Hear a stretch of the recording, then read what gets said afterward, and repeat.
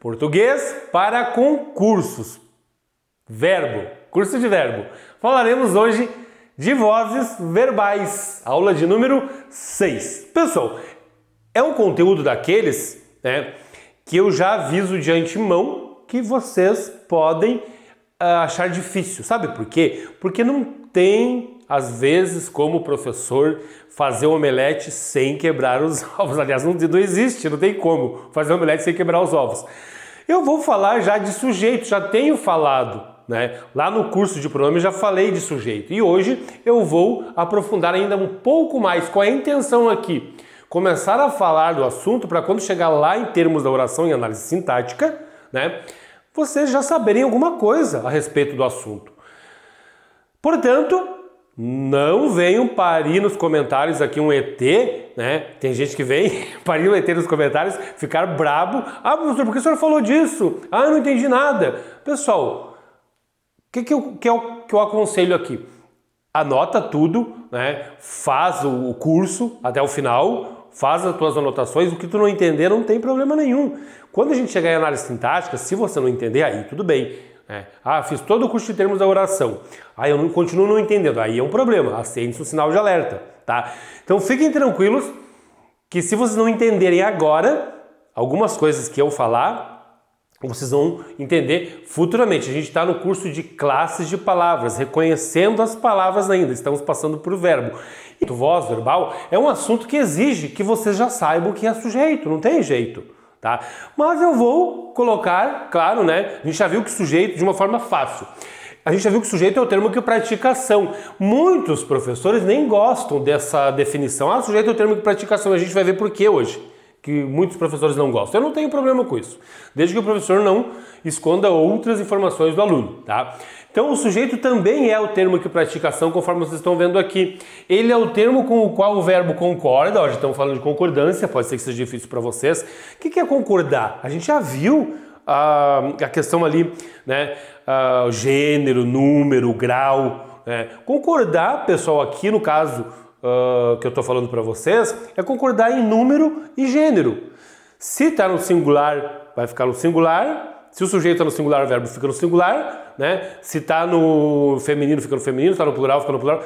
O que a gente viu lá na questão do número e do gênero, que a gente já viu anteriormente, tá? E tem o termo a respeito do qual se dá alguma informação, é o sujeito. São três definições. Tem mais uma que a gente vai ver hoje, que a gente vai descobrir hoje, tá? Para descobrir quem é o sujeito, a gente pergunta quem é que ou o que é que. Quem é que para a pessoa ou o que é que para a coisa. Neste caso aqui, eu posso fazer a pergunta, lá aqui na A. João abraçou Maria. Quem é que abraçou Maria? João. A resposta é o sujeito. João é o sujeito. Tá fácil, não é difícil. Maria foi abraçada por João. Quem é que foi abraçada? Maria. Eu fiz a pergunta para a locução verbal. Maria foi abraçada. Então ela é o sujeito da oração. Fácil. E aí, usando os critérios, eu tenho o termo que pratica ação. Quem é que está praticando ação aqui? O João. Quem é que está praticando ação aqui? Ali que começa, tá? Termo com o qual o verbo concorda. Singular, singular, singular, singular. A locução verbal está no singular. Tudo no singular. Termo a respeito do qual se dá alguma informação. Estou dando toda essa informação a respeito do João, toda essa informação a respeito da Maria, tá? E agora eu vou fazer perguntas para vocês, quero que vocês respondam, tá? Termo que pratica ação, termo com o qual o verbo concorda e termo a respeito do qual se dá alguma informação. E vou fazer as perguntas para vocês a respeito dessas duas estruturas, A e B. A primeira é a seguinte: em qual das duas orações João abraçou Maria? Tá? Qual das duas? Qual é a resposta? Pense um pouquinho que eu vou dar a resposta. Vamos lá? Resposta. Está aqui. Nas duas. Em qual das duas orações João abraçou Maria? Aqui João abraçou Maria, E aqui João abraçou Maria. Olha que engraçado.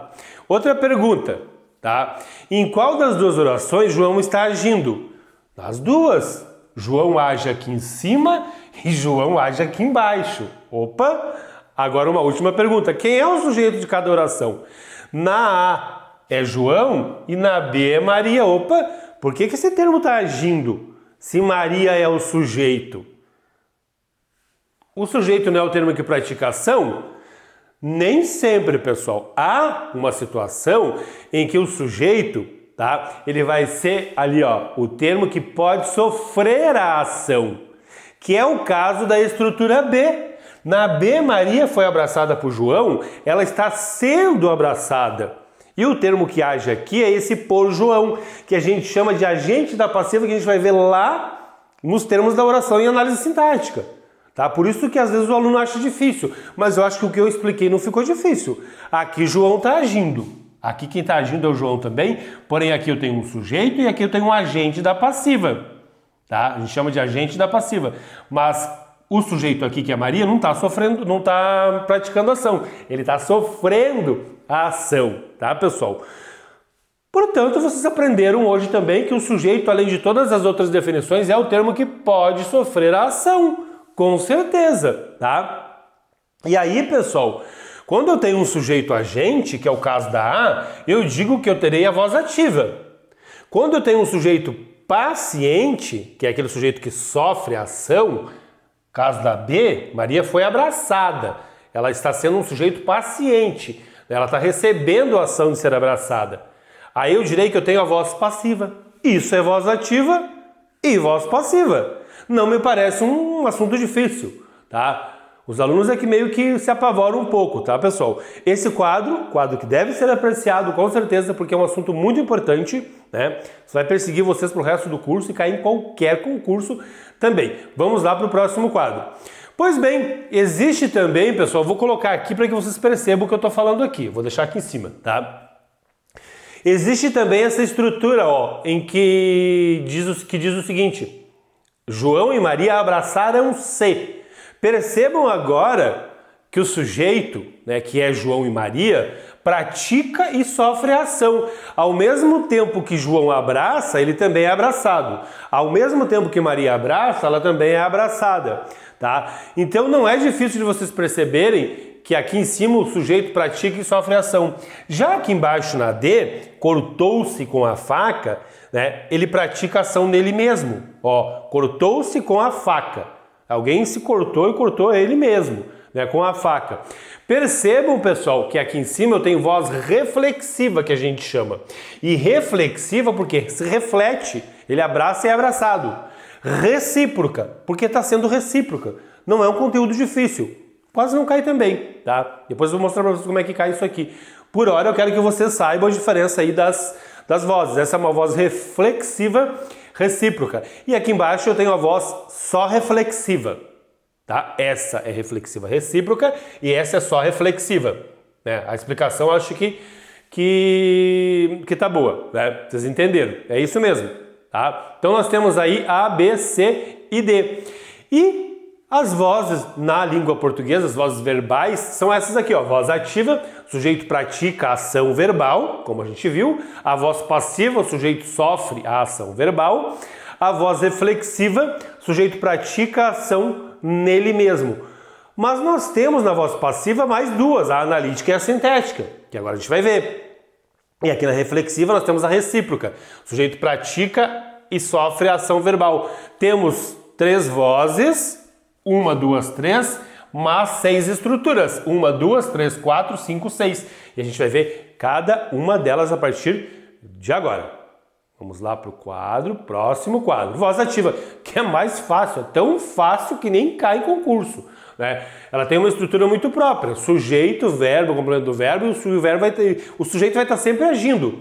Maria vendeu o apartamento. Quem é que vendeu? A Maria vendeu, ela está praticando a ação. A população reformou a casa. O sujeito é a população, está praticando a ação de reformar. Eu tenho aqui sujeito agente, voz ativa, fácil, né? Não tem dificuldade nenhuma aqui. Aqui começa a complicar um pouco, porque as bancas jogam bastante com isso, mas eu quero que vocês introduzam um assunto na cabeça de vocês. O sujeito sofre ação verbal, mas nós temos a analítica e elas têm estruturas muito próprias. Verbo ser mais particípio.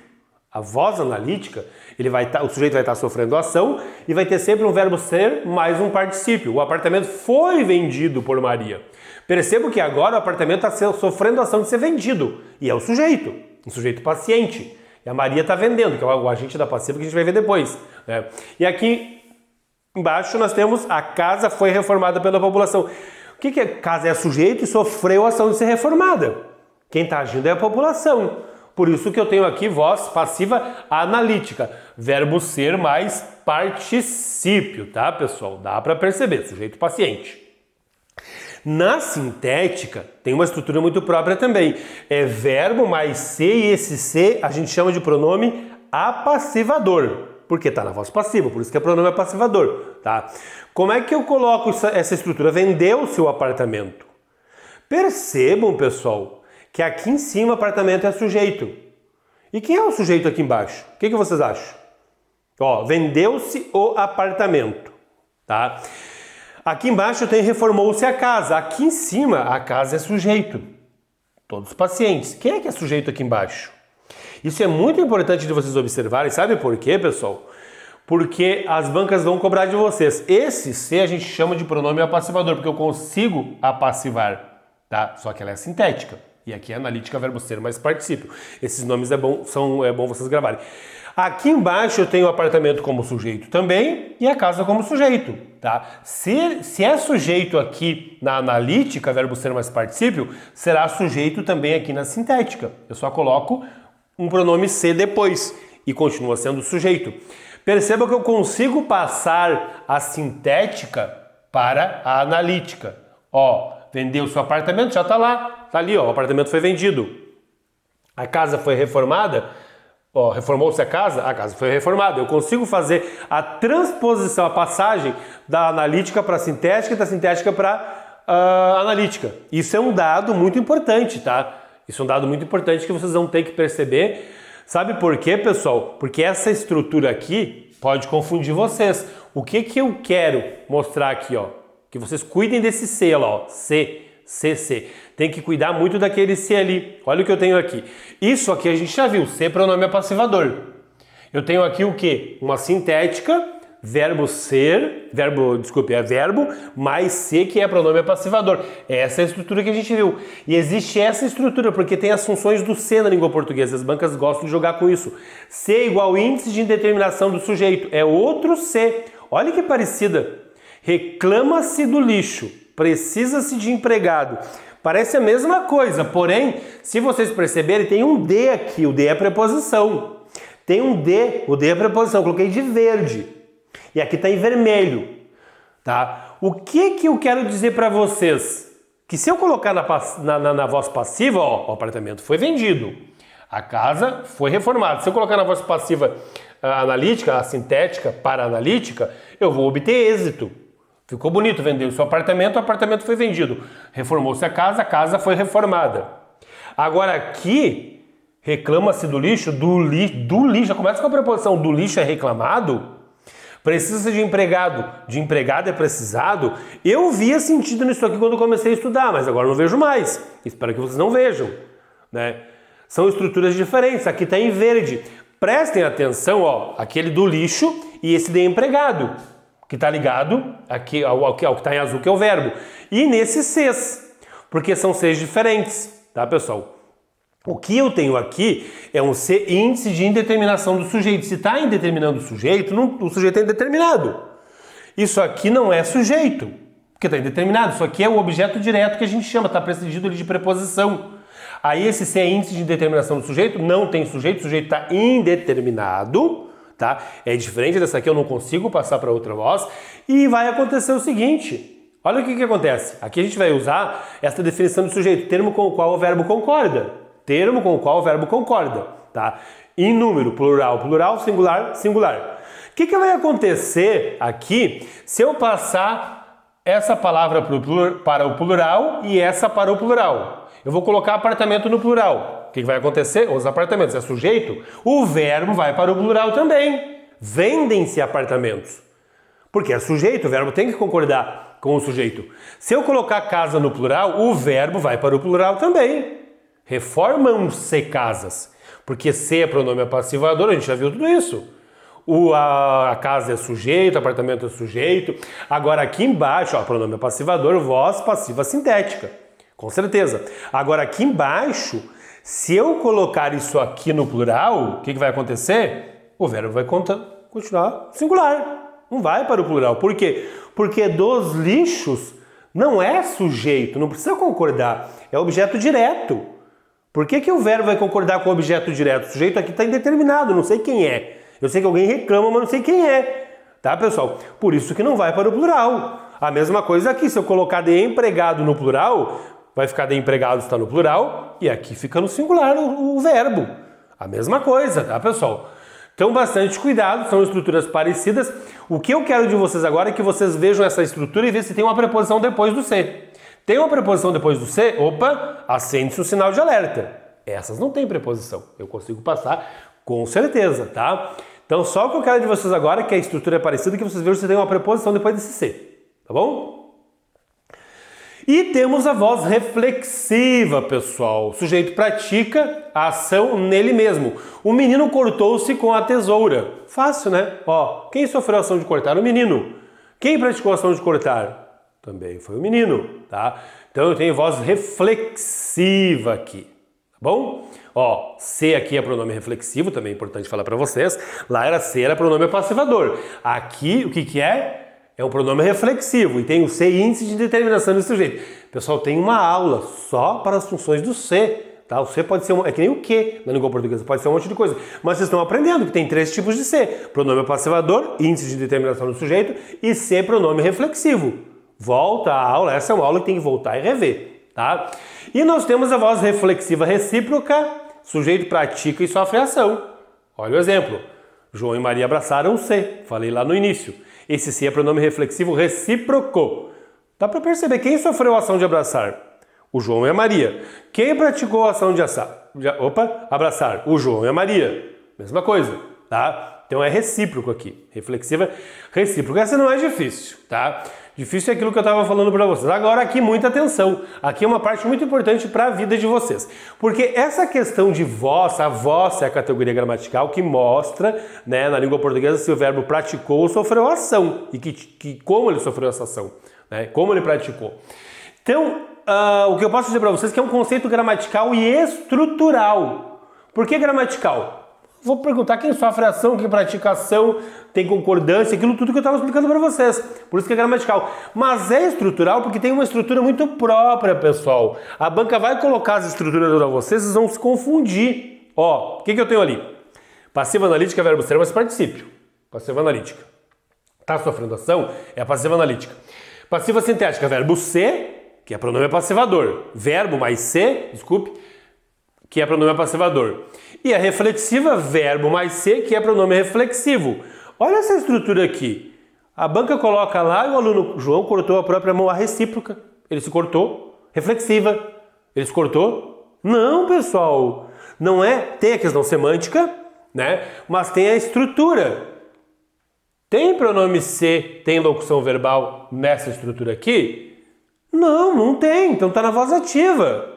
Tá? Olha ali embaixo, João cortou-se. Tem pronome se? Tem. Tem locução verbal? Não tem, mas tem pronome se. E dá pra ver que o João cortou-se. Realmente, ele tá praticando a ação dele mesmo. Aqui tá na voz passiva. Dá pra perceber. Mas lá em cima não. Por isso que eu digo que é uma questão estrutural. Parece que ele fez a mesma coisa. Cortou a própria mão, parece a mesma coisa. Mas é uma questão estrutural. Ó, não tem verbo ser, pronome ser, não tem locução verbal, não tem nada. Olha a próxima ali. Maria sofreu um acidente. Ah, ela sofreu, praticou a ação dela mesma, né? Tem pronome ser? Tem locução verbal? Não. Então tá na voz ativa. E é só isso que vocês têm que perceber. Próxima, ele tinha comprado o carro. Opa, tinha comprado locução verbal. Verbo ter mais particípio, né? Tem pronome ser? Não tem. Tem locução verbal? Tem um tempo composto. Pode ser chamado de locução verbal? Pode. A gente viu na aula passada. Mas é verbo ser? Não é. A estrutura própria é verbo ser mais particípio. Se não é verbo ser, tá na voz ativa também. Tá, pessoal? A aula ficou bem comprida. Opa, vou deixar mais um tempinho aqui para vocês verem, né? Tem que colocar aqui o slide, senão depois eu me ferro. Aí não cabe o slide. Vamos lá. Terminamos a aula, né? A aula ficou bem longa, mas bem necessária, tá, pessoal? Eu vou fazer meu papel de pedinte, eu vou pedir para que vocês curtam, compartilhem, comentem, né? Me sigam nas redes sociais e vou pedir ajuda de vocês também, financeira, porque é muito caro, né, fazer aula para o YouTube, é caro mesmo. Tudo isso aqui custa um monte de dinheiro, tá, pessoal? Então, se vocês puderem depositar qualquer valor no Pix, mandar um Pix de qualquer valor, fiquem à vontade. podem enviar, que eu vou ficar muito agradecido. E também vocês podem se tornar membro ou comprar um dos meus cursos, tá? Que ajuda bastante. Bons estudos!